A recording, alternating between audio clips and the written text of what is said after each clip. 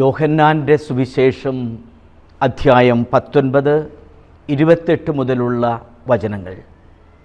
അനന്തരം എല്ലാം നിറവേറ്റിക്കഴിഞ്ഞുവെന്ന് അറിഞ്ഞ് തിരുവെഴുത്ത് പൂർത്തിയാക്കുവാൻ വേണ്ടി യേശു പറഞ്ഞു, എനിക്ക് ദാഹിക്കുന്നു.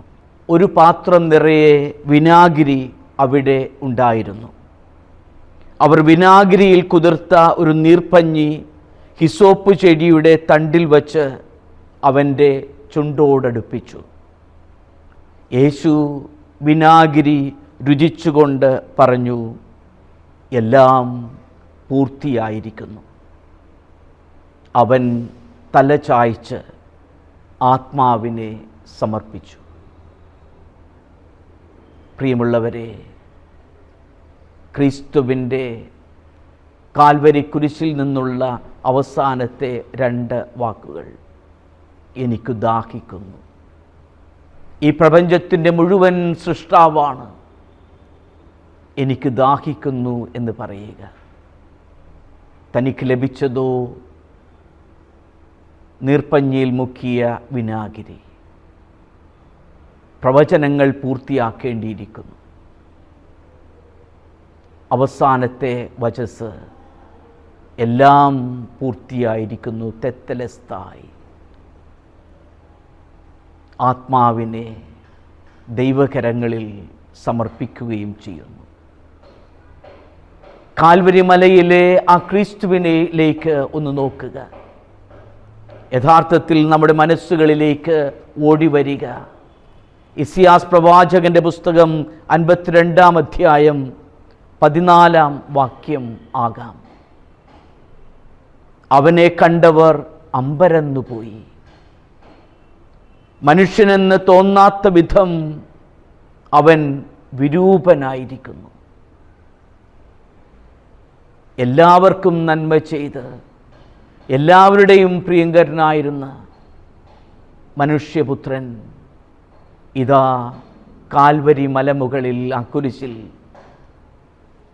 അവഹേളനാപാത്രമായി എല്ലാവരുടെയും അധിക്ഷേപം, അവഹേളനം ഏറ്റുവാങ്ങിക്കൊണ്ട് ഏകനായി മരണപ്പെടുന്നു. ശരീരമാസകലം മുറിവുകൾ, രക്തം നിറഞ്ഞ ശരീരം. അതാണ് കാൽവരി മലമുകളിൽ ആ കുരിശിൽ നാം കാണുക. ഇസ്യാസ് ദീർഘദർശി 53-ാം അധ്യായത്തിൻ്റെ 4-ഉം 5-ഉം വാക്യങ്ങളിൽ എഴുതിയിരിക്കുന്നതും നാം വായിക്കണം. നമ്മുടെ വേദനകളാണ് യഥാർത്ഥത്തിൽ അവൻ വഹിച്ചത്. നമ്മുടെ ദുഃഖങ്ങളാണ് അവൻ ചുമന്നത്. നമ്മുടെ അതിക്രമങ്ങൾക്ക് വേണ്ടി അവൻ മുറിവേൽപ്പിക്കപ്പെട്ടു. കാൽവരിയിലെ ആ കുരിശിൽ പിടഞ്ഞു മരിക്കുമ്പോൾ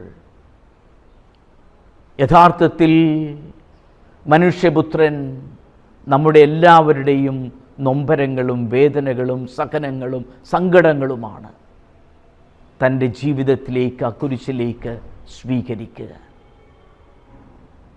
വിഖ്യാതനായ എഴുത്തുകാരൻ ഹെൻറി ന്യൂവൻ്റെ വളരെ പ്രശസ്തമായ ഒരു പുസ്തകമുണ്ട്, ദ വൂണ്ടഡ് ഹീലർ, മുറിവേറ്റ സൗഖ്യദായകൻ.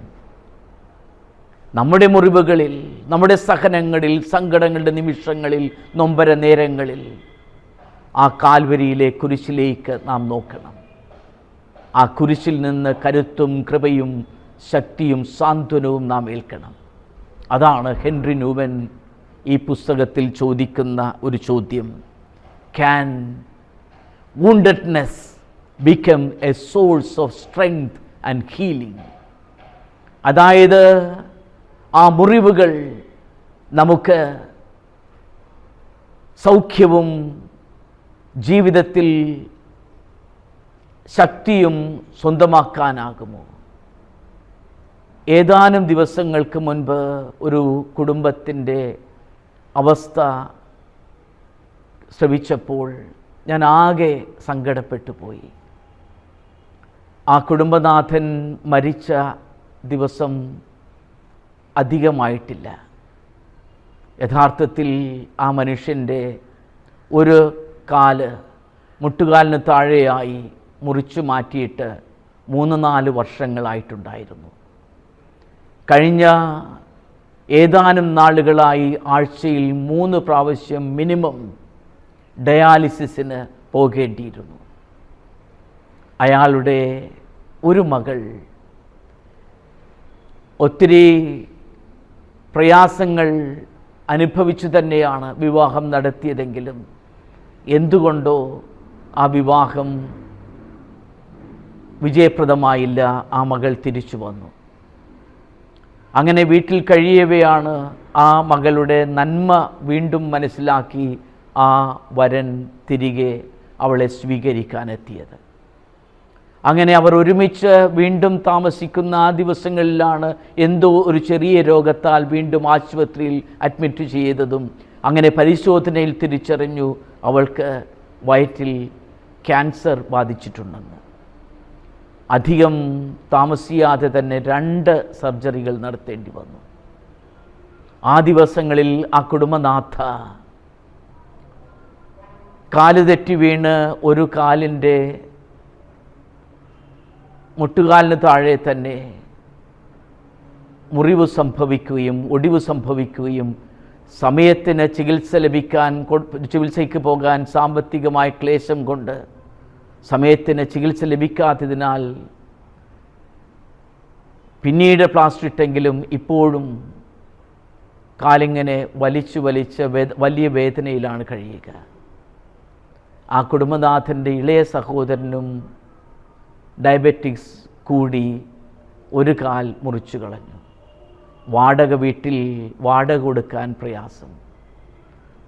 ഒരു കുടുംബത്തിന് 365 ദിവസവും കുരിശിൻ്റെ സഹനങ്ങളും സങ്കടങ്ങളും തീരാ ദുഃഖവും വ്യഥയുമാണ്. കാൽവരിയിലെ ആ കുരിശിലേക്ക് കാരുണ്യത്തിൻ്റെ കരുതലിൻ്റെ ആ സ്രോതസ്സിലേക്ക് നാം ഉറ്റുനോക്കുമ്പോൾ നമുക്ക് ആശ്വാസം ഉണ്ടാകുമോ? ആ കുടുംബത്തിന് തുടർന്ന് ജീവിക്കുവാനും കാര്യങ്ങളെല്ലാം അതിജീവിക്കാനുമുള്ള കരുത്ത് സ്വന്തമാക്കാനാകുമോ? എറണാകുളത്ത് എനിക്കേറെ പരിചയമുള്ള ഒരു കുടുംബത്തിൻ്റെ അനുഭവം അറിയാം. കഴിഞ്ഞ 28 വർഷമായി ആ കുടുംബത്തിലെ കുടുംബനാഥൻ ഒരു വശം തളർന്ന് കിടക്കയിലാണ്.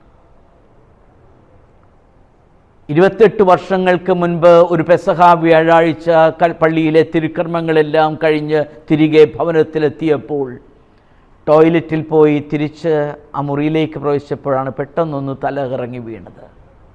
അതോടെ ആ കുടുംബത്തിലെ കുടുംബനാഥൻ എപ്പോഴും ഇങ്ങനെ ചികിത്സയും ഒക്കെയായി തളർന്ന് കിടപ്പിലാണ് കട്ടിലിൽ. മക്കളെല്ലാവരും വിവാഹം 2 മക്കളുള്ളവർ 2 പേരും വിവാഹം കഴിഞ്ഞ അകലെയാണ്. ആ ഭാര്യ ഭർത്താവിൻ്റെ സമീപത്ത് തന്നെയുണ്ട്, ചാരിയുണ്ട്, എന്നും ശുശ്രൂഷിച്ചും കരുതലോടുകൂടെ കാര്യങ്ങളെല്ലാം നോക്കിയും 28 വർഷമായി. ഈ രോഗി ആരെന്നറിയാമോ? തൻ്റെ ഞായറാഴ്ച കവിതകൾ അതിൻ്റെ 5ാം ഭാഗത്തിന് KCBC അവാർഡ് ലഭിച്ചിട്ടുള്ള അനുഗ്രഹീതനായ ഒരു കവിയാണ് KS റെക്സ്. 1991 അദ്ദേഹത്തിൻ്റെ ഐഷികം എന്ന കവിതാ സമാഹാരത്തിന് ചങ്ങമ്പുഴ അവാർഡ് ലഭിച്ചതാണ്. 1992 തീർത്ഥം എന്ന അദ്ദേഹത്തിൻ്റെ കവിതാ സമാഹാരത്തിന് ക്രൈസ്തവ സാഹിത്യ അവാർഡും 2010 കേരള കവി സമാജത്തിൻ്റെ കവിത മേഖലയിലുള്ള സമഗ്ര സംഭാവനകൾക്ക് അവാർഡ് ലഭിച്ചിട്ടുണ്ട്. KRL-CBC അവാർഡും ഈ റെക്സ് മാഷിനെ തേടിയെത്തിയിട്ടുണ്ട്. ഈ മനുഷ്യനാണ് ഇങ്ങനെ തളർന്ന് ഇന്ന് കിടക്കുക. 28 വർഷമായി. നമ്മുടെ നൊമ്പരങ്ങളുടെ നിമിഷങ്ങളിൽ, വേദനകളിൽ എവിടെയാണ് നമുക്ക് കരുത്ത് സ്വന്തമാക്കാനാകുക? The wounded healer should strengthen us. The wounded healer on the cross should strengthen us and heal us. Calvary മലയിലെ ആ കുരിശിൽ കിടക്കുന്ന മുറിവേറ്റ ആ ക്രൂശിതൻ നമ്മുടെ മുറിവുകൾക്ക് ആശ്വാസമാകണം, കരുത്താകണം, സൗഖ്യമേകണം. ശാരീരിക രോഗങ്ങൾ നമ്മെ വലട്ടുമ്പോൾ, കുടുംബത്തിലെ വലിയ കടുത്ത പ്രതിസന്ധികളിൽ നാം ആകെ വലയുമ്പോൾ, കുടുംബ ബന്ധങ്ങൾ ശിഥിലമാകുമ്പോൾ, പലവിധത്തിലുള്ള മാനസിക പ്രശ്നങ്ങളും ശാരീരിക ബുദ്ധിമുട്ടുകളിൽ നാം കഴിയുമ്പോൾ നാം നോക്കേണ്ടത് ആ കാൽവരിയിലെ കുരിശിലേക്കാണ്, കരുത്തിനായി, സൗഖ്യത്തിനായി. പത്രോസിൻ്റെ 1-ാം ലേഖനം 2-ാം അധ്യായം 24-ാം വാക്യം, അവൻ്റെ മുറിവുകൾ നമുക്ക് സൗഖ്യം നൽകുന്നു. ആ മുറിവ് നമുക്ക് ശക്തിയായി പകരണം. ഇപ്രകാരം ഒരു കവിത വായിച്ചു തോർക്കുന്നു: if you have a secret sorrow, a burden or a loss, an aching need for healing, hang it on the cross. അതായത്, ആരോടും നിങ്ങൾ പങ്കുവയ്ക്കാത്ത ഒരു ദുഃഖം, നൊമ്പരം നിങ്ങൾക്കുണ്ടെങ്കിൽ, സൗഖ്യം ആവശ്യമുള്ള ഒരു വേദന, മുറിവ് നിങ്ങൾക്കുണ്ടെങ്കിൽ, അതെല്ലാം ആ കുരിശിലേക്ക് സമർപ്പിക്കുക. Hang it on the cross. If worry steals your sleep and makes you turn and toss, if your heart is feeling heavy, hang it on the cross. ഉത്കണ്ഠ, അസ്വസ്ഥത നിങ്ങളെ ഇങ്ങനെ ആകെ പ്രയാസപ്പെടുത്തുമെങ്കിൽ, ഉറക്കം കെടുത്തുന്നെങ്കിൽ, നിങ്ങളുടെ ഹൃദയം ഭാരപ്പെടുമ്പോൾ, hang it on the cross. ആ കുരിശിലേക്ക് എല്ലാം സമർപ്പിക്കുക. Every obstacle to faith or doubt you come across, every prayer unanswered, hang it on the cross. വിശ്വാസത്തിൻ്റെ ഓരോ പ്രതിസന്ധി നിമിഷങ്ങളിലും, നിങ്ങൾ അനുദിനം അഭിമുഖീകരിക്കുന്ന സന്ദേഹങ്ങളിലും, ഉത്തരം ലഭിക്കാത്ത പ്രാർത്ഥനകളിലും എല്ലാം ആ കുരിശിലേക്ക് സമർപ്പിക്കുക. For Christ has borne our brokenness. അവിടുന്ന് നമ്മുടെ വേദനകളും മുറിവുകളും ഏറ്റെടുത്തിരിക്കുന്നു. And dearly paid the cost to turn our trials into triumph. നമ്മുടെ ഈ പരീക്ഷണങ്ങളെല്ലാം വിജയത്തിലേക്ക്, ഈ പരാജയങ്ങളെല്ലാം വിജയത്തിലേക്ക് കൊണ്ടുപോകുവാൻ വേണ്ടി അവിടുന്ന് തൻ്റെ തന്നെ ജീവൻ സമർപ്പിച്ചിരിക്കുന്നു. അതുകൊണ്ടെല്ലാം hang it on the cross. എല്ലാം നമുക്ക് ആ കാൽവരിയിലെ കുരിശിലേക്ക് സമർപ്പിക്കാം. വിശുദ്ധ അൽഫോൺസ തൻ്റെ ജീവിതത്തിലെ എല്ലാ മുറിവുകളും സമർപ്പിച്ചിരുന്നത് കാൽവരിയിലെ ആ കുരിശിലാണ്, ക്രിസ്തുവിൻ്റെ മുറിവിലേക്കാണ്.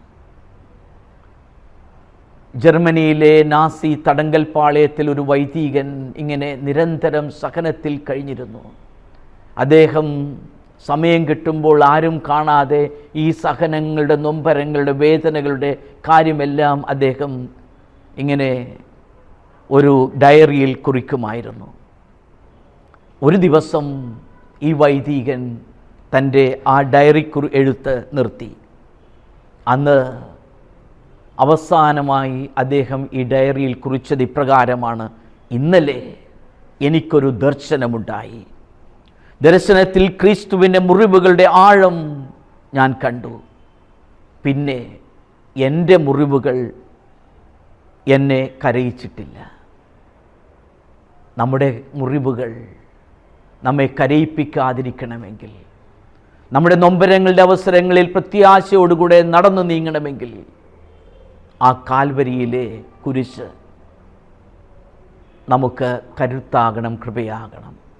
അതുകൊണ്ടാണ് ആർച്ച് ബിഷപ്പ് പുൾട്ടൻ ജേഷിൻ ഇപ്രകാരം തൻ്റെ ഒരു റേഡിയോ പ്രഭാഷണത്തിൽ പറഞ്ഞത്: cross is a problem, but crucified Christ is the answer. കുരിശുകൾ നമുക്ക് പ്രശ്നതരമാണ്, എന്നാൽ ക്രൂശിതനായ ക്രിസ്തുവാണ് എല്ലാ കുരിശുകൾക്കും ഉത്തരം.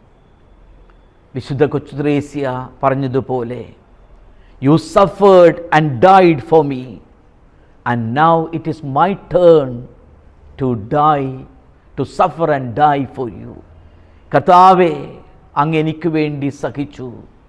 അങ്ങയുടെ ആ സഹനങ്ങൾ എല്ലാം എനിക്ക് കരുത്തായി തീരട്ടെ. ഞാൻ നേരത്തെ സൂചിപ്പിച്ച പ്രൊഫസർ KS റെക്സ് കഴിഞ്ഞ 28 വർഷമായി കട്ടിലിൽ തളർന്നു കിടക്കുന്ന ആ മനുഷ്യൻ, അദ്ദേഹത്തിൻ്റെ ഉയിർത്തെഴുന്നേൽപ്പ് എന്ന ഒരു കവിത നിനവ് എന്ന കവിതാ സമാഹാരത്തിലുണ്ട്. അതിൽ കുറിച്ചിരിക്കുന്നത് ഇപ്രകാരമാണ്. ഒരു കൊക്കൂണിനെ പറ്റിയാണ് ഈ കവിത. ആദ്യം അറപ്പു തോന്നിയ പൂപ്പക്കൂടൊന്ന് വിശദമായി പരിശോധിക്കേ, പഠന നിരീക്ഷണങ്ങൾ പിന്നെയും തുടരവേ, മാത്രകൾ ചുവർ ക്ലോക്കിൽ തെന്നി നീങ്ങവേ, ഗുപ്തമാ സത്യം ഞാൻ കണ്ടെത്തി. ഒടുവിലൊരു ദിനം ചെന്നു നോക്കുമ്പോൾ കൊക്കൂൺ ഒഴിഞ്ഞു കിടക്കുന്നു. ശൂന്യമായി കാണപ്പെട്ട ക്രൂശിതനുടെ ശവക്കല്ലറ കണക്കെ ആ കോശത്തിൽ നിന്നൊരു അഗ്നിശലഭം ഉയരുന്നു. ഇതാണ് കാൽവരിയിലെ കുരിശിൽ നമ്മെ ഓർമ്മിപ്പിക്കേണ്ടത്. ഈ കൊക്കൂണുകിനപ്പുറം ഒരു ഉയർത്തെഴുന്നേൽപ്പുണ്ട്. ആ ഉത്ഥാനത്തിൻ്റെ കൃപയിലേക്ക് നാം നടന്നു നീങ്ങണം. കുരിശിനപ്പുറത്തുള്ള വിജയം നമ്മെയും ആശ്വസിപ്പിക്കണം. Cross is a problem, but crucified Christ is the answer. ഈ ദുഃഖ വെള്ളിയാഴ്ച കാൽവരിയിലെ ആ കുരിശിലേക്ക് നമുക്ക് പ്രത്യാശയോടുകൂടെ ദൃഷ്ടികൾ ഉയർത്താം. കുരിശിലെ നാഥൻ നമുക്ക് കരുത്ത് നൽകട്ടെ, കൃപകൾ നൽകട്ടെ, സൗഖ്യം നൽകട്ടെ. ദ വൂണ്ടഡ് ഹീലർ നമുക്ക് നൽകുന്നത്, ആ മുറിവേറ്റ സൗഖ്യദായകൻ നമുക്ക് നൽകുക സൗഖ്യവും ശക്തിയുമാണ്.